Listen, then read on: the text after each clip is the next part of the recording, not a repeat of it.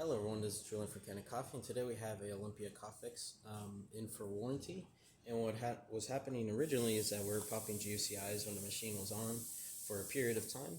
And after inspecting the machine, we found that this hose, which is connected straight from your pump into your heat exchanger,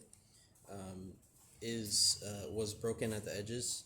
And so what was happening is very slowly, only under coffee pressure, was it leaking water down, and of course that'll trickle down into the electronics and pop the GFCI.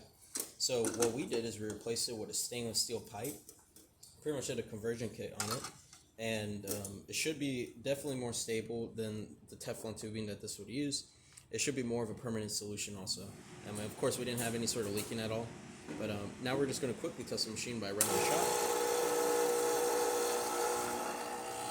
Don't worry if it runs a little too fast. I didn't calibrate the grinder to this machine, but it should be coming out perfectly fine. And so it's a heat exchanger, you can do steam at the same time, as you can see.